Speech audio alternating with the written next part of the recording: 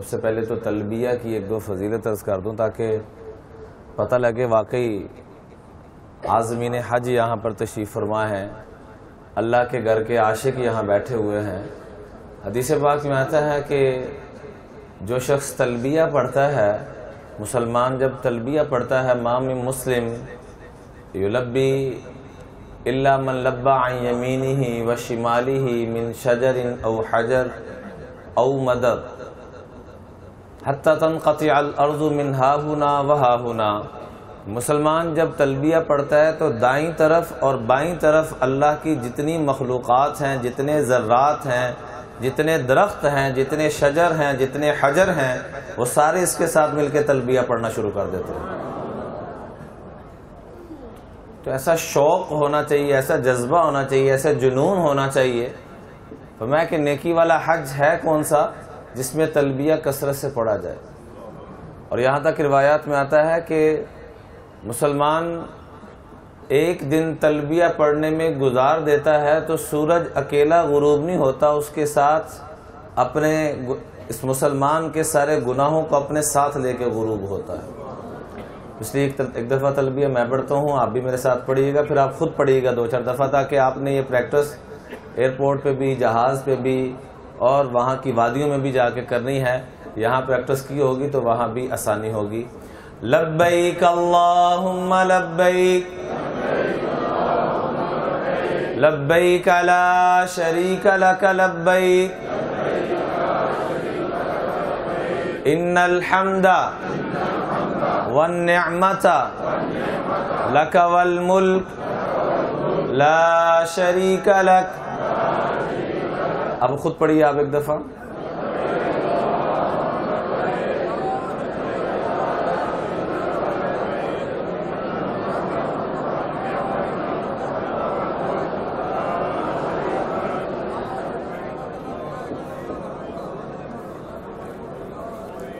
مجھے حکم دیا گیا کہ فلسفہ حج پہ ایک دو گزارش کروں، کیونکہ میں نے قصور پہنچنا ہے، وہاں پر بھی حجاج کرام تشریف فرما ہے، اس لیے میں آپ حضرات کا زیادہ وقت نہیں لوں گا۔ حج کا لغوی اور لفظی ترجمہ ارادہ کرنا اور قابو کرنا۔ کس کو؟ اپنے اس نفس کو۔ حج کا فلسفہ، حج کا لفظی ترجمہ زندگی میں تبدیلی ہے۔ جو شخص یہ سمجھنا چاہتا ہے کہ میرا حج اللہ کے کاغذوں میں قبول ہو گیا ہے، تو جس شخص کی زندگی میں تبدیلی آنا شروع ہو جائے، وہاں جانے سے پہلے یہاں 100% پاک صاف ہو کر جائے اور وہاں پر اس پہ مہر لگوا کے لائے۔ یہ حج کا فلسفہ ہے۔ حج کے 3 فرض 6 واجب، یہ کوئی سائنس نہیں ہے، آسان سی بات ہے۔ ہمارے ماشاءاللہ محترم علماء کرام موجود ہیں، آپ کو رہنمائی فرمائیں گے۔ لیکن میرے عزیزو، سارے فرائض پورے کر لیے، سارا کچھ پورا کر لیا، لیکن زندگی نہ بدلی تو چکر لگا کے واپس آ گئے۔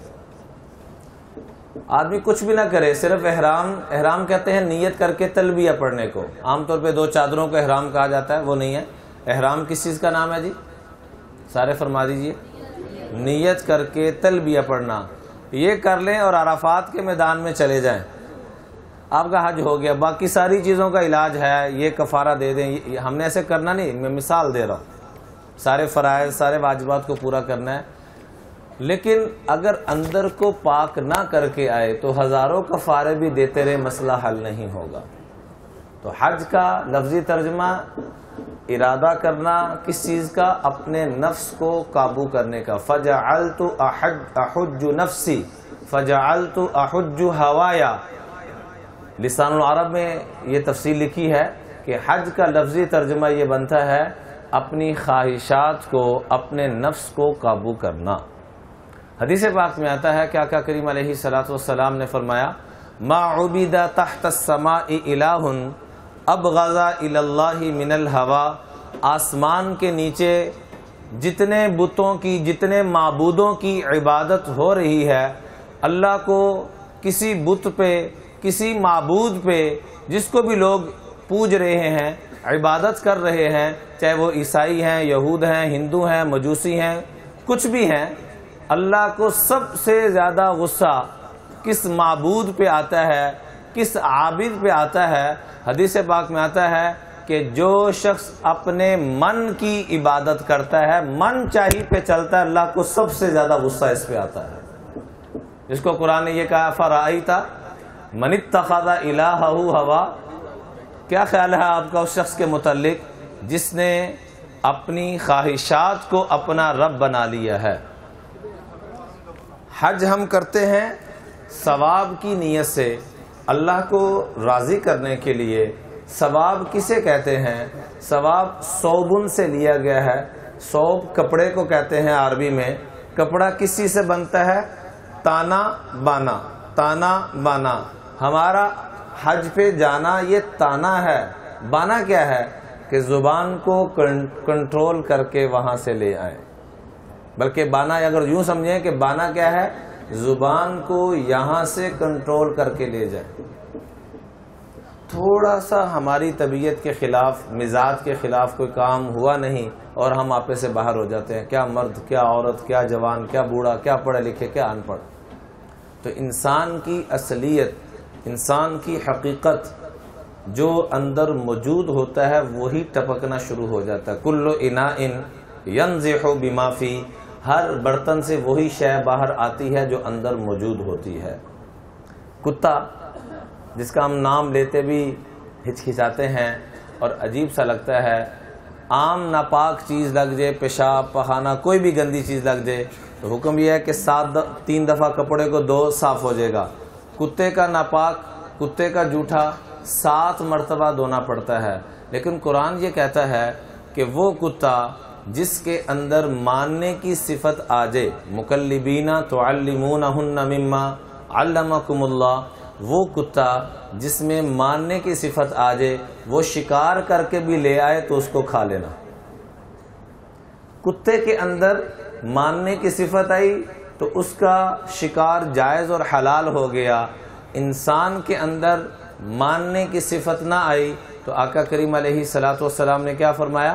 ما عبد تحت السماء الہ ابغض الی اللہ من الہوا، اللہ کو سب سے زیادہ مبغوض وہ مرد، وہ عورت ہے جو اپنی من چاہی پہ چلتے ہیں، جو جی میں آتا ہے وہ کرتے ہیں، جو رب چاہتا ہے وہ نہیں کرتے. قرآن پاک کی ایک آیت مبارکہ ہے، الحج اشہر معلومات فمن فرض فیہن الحج فلا رفث ولا فسوق ولا جدال فی الحج. 3 چیزیں فلسفہ حج میں بنیادی طور پہ بیان کی گئیں. لا رفث، ہر قسم کی بے حیائی سے بچنا، یہاں تک کہ بے حیائی تو دور کی بات ہے، میاں بیوی کا اللہ نے اتنا قریب کا رشتہ بنایا کہ قرآن نے ایک دوسرے کو لباس کا لفظ بولا ہے.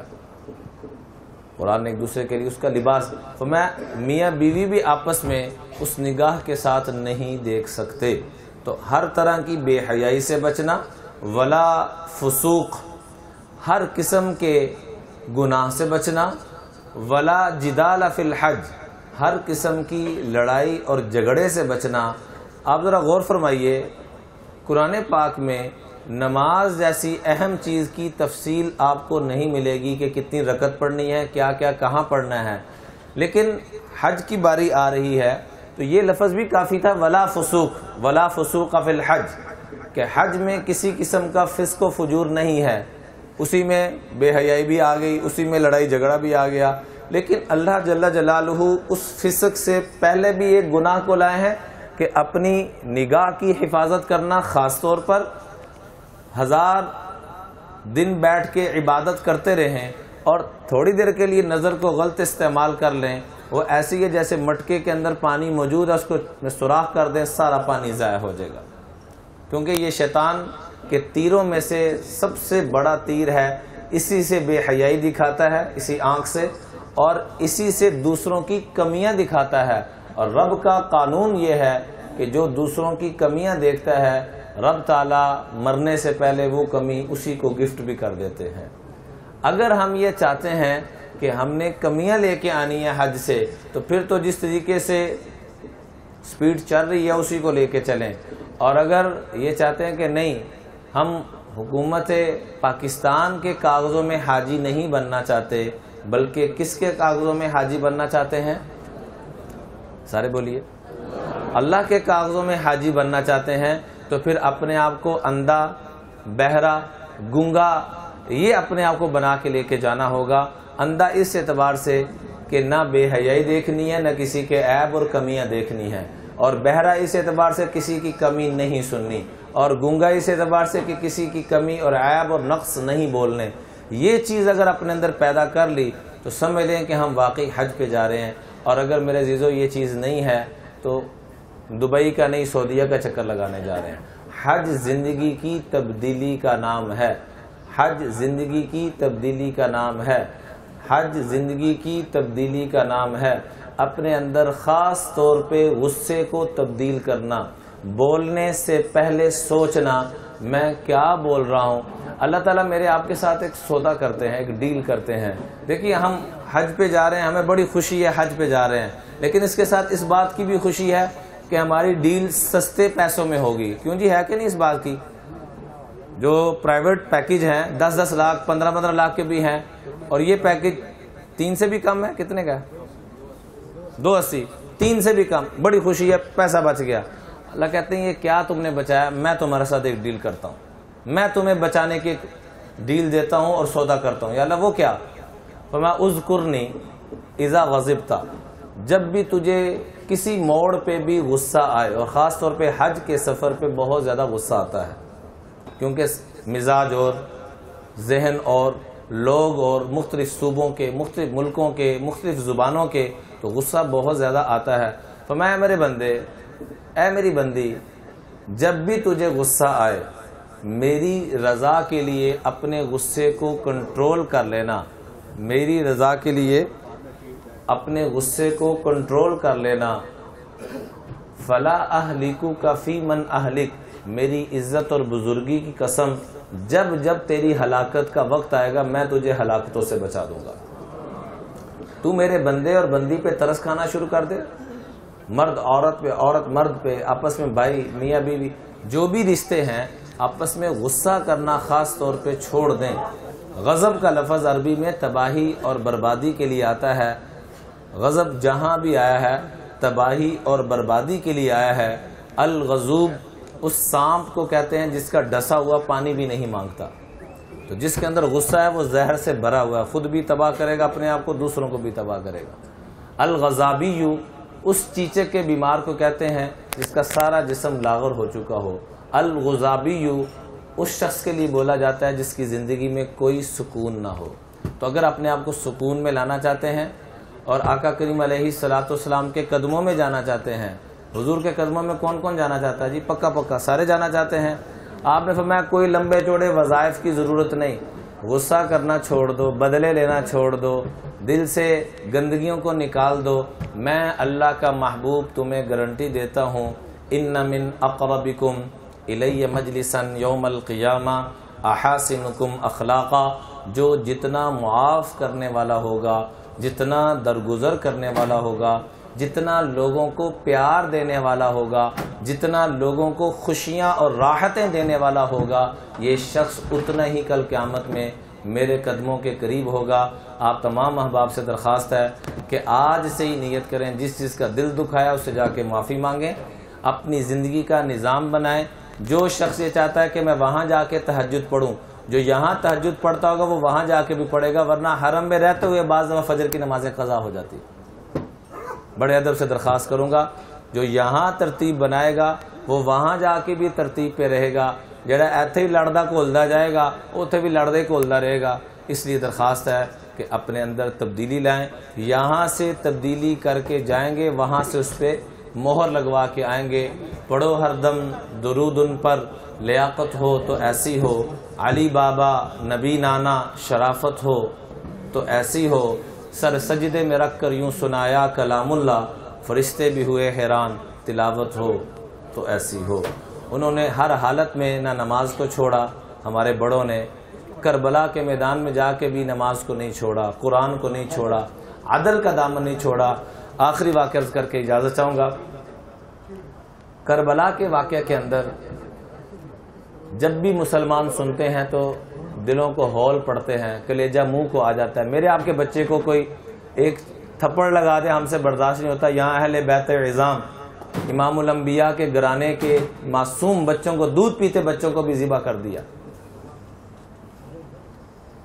یہاں چشمدید جو گواہ تھے وہ حضرت امام زین العابدین بن حسین رضی اللہ تعالیٰ عنہ تھے. اور سب سے بڑے، وہاں بڑے ظالم تھے، لیکن سب سے بڑا جو ظالم ابن زیاد، اس ظالم کا نام ہے جس نے سب سے پہلے حضرت حسین کے جو چچا زاد بھائی تھے مسلم بن عقیل ان کو بھی ذبح کیا، جس نے پناہ دی ہانی بن عروہ ان کو بھی ذبح کر دیا، شہید کر دیا، سر تن سے جدا کر دیا.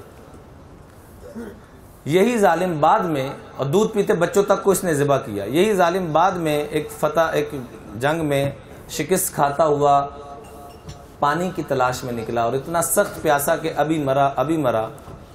حضرت امام زین العابدین جھونپڑی میں تلاوت کر رہے تھے، اس کو نہیں پتا، اس نے کپڑا اٹھایا، دور سے نظر آئی جھونپڑی، کہتے یہاں پانی مل جائے گا. جب جھونپڑی سے پردہ اٹھایا تو آگے کیا دیکھتا ہے کہ حضرت تلاوت کر رہے ہیں.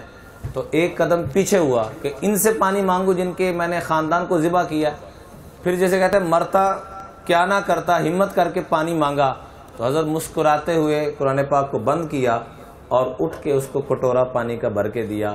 پھر اس نے دوسرا کٹورا، تیسرا کٹورا، 3 کٹورے پانی کے بھر کے دیے. تو بڑے تعجب سے کہنے لگتا ہے آپ نے مجھے پہچانا نہیں. تو ابھی تک اپنے آپ کو ضبط کیے ہوئے تھے، برداشت کر رہے تھے. جب اس نے یہ جملہ کہا نا، لگتا ہے آپ نے مجھے پہچانا نہیں، تو چہرے کا رنگ بدل گیا اور موٹے موٹے آنسو بہنا شروع ہو گئے. اور وہ سارا منظر چونکہ پہلے دماغ میں چل رہا تھا، روتے ہوئے کہنے لگے ظالم تجھے کیسے بھول سکتا ہوں، جس نے نہ ہمارا کوئی بڑا چھوڑا نہ کوئی چھوٹا چھوڑا، تجھے بھول سکتا ہوں. تو بڑے تعجب سے کہنے لگا کہ میرے ساتھ آپ سلوک کیا کر رہے ہیں؟ اگر آپ نے مجھے پہچان لیا ہے تو میرے ساتھ سلوک کیا کر رہے ہیں؟ تو فرمایا ایک دفعہ ہم تیرے پاس مہمان بن کے آئے تھے، جو تیرے خاندان کی ریت تھی، جو تیرا ظرف تھا، تو اس حساب سے پیش آیا. آج تو ہمارے پاس چل کے آیا ہے، جو ہمارے خاندان کی ریت ہے، جو ہمارا ظرف ہے، ہم ویسے پیش آئیں گے. ہمارے بڑے تو دشمنوں کے ساتھ جو سلوک کرتے رہے، اللہ کی قسم آج ہم نیت کر لیں کہ کم از کم وہ سلوک ہم اپنوں کے ساتھ تو شروع کر لیں، اگر ان کے ماننے والے ہیں. اہل بیت کو کون کون مانتے ہیں جی؟ ہمارے بڑے ہیں، سروں کے تاج ہیں، کائنات کا سب سے اعلیٰ گھرانہ ہے. اللہ ہم ان کے قدموں میں جنت میں ہمیں لے کے جائے. تو اگر یہ چاہتے ہیں تو نیت کریں جیسے انہوں نے بڑے سے بڑے ظالم کے ساتھ یہ سلوک کیا، کم از کم میاں بیوی تو وہ سلوک شروع کر دیں. آج خامن بیوی کے ساتھ لڑائی، بیوی خامن کے ساتھ، اور تو چھوڑیے. ملک صاحب میرا گلگت میں بیان تھا امام بارگاہ میں، وہاں تقریباً آغا صاحب کے کو 20 لاکھ کے قریب مریدین، کافی ہزاروں کا مجمع تھا. تو آغا صاحب جب مجھے لے کے جا رہے تھے امام بارگاہ، مجھے کہنے لگے مولانا صاحب یہاں شیعہ سنی اختلاف بہت ہے، تو اس متعلق کچھ گفتگو کریں، بہت زیادہ قتل و غارت ہو چکی ہے. تو میں نے مسکراتے ہوئے کہا شیعہ سنی اختلاف خاک ختم ہونا، یہاں میاں بیوی اختلاف ختم کرنے کے لیے تیار نہیں. غزالی کی روایت ہے کہ جو مرد اپنی بیوی کی کڑوی کسیلی برداشت کر لے، قدرت ہے گالی دے سکتا ہے، تھپڑ لگا سکتا ہے، جو بھی کہہ لیں ظلم زیادتی کر سکتا ہے، اپنا بدلہ لے سکتا ہے، لیکن نہیں لیتا. تو فرمایا جو صبر ایوب پہ حضرت ایوب کو اللہ نے نوازا تھا، اللہ اس شوہر کو بھی نوازیں گے. اور جو بیوی بدلہ لے سکتی ہے، انتقام لے سکتی ہے، لیکن نہیں لیتی، اللہ کی رضا کے لیے برداشت کر لیتی ہے، معاف کر دیتی ہے. تو حضرت آسیہ کو جو اللہ نے اجر و ثواب عطا فرمایا تھا، اللہ اس خاتون کو وہ اجر و ثواب عطا فرمایا. وآخر دعوانا ان الحمدللہ رب العالمین. ویڈیو کے نیچے سبسکرائب کے بٹن پہ کلک کریں، بیل کے آئیکن پہ کلک کیجئے تاکہ ہر نئی ویڈیو کی نوٹیفیکیشن آپ کو مل جائے.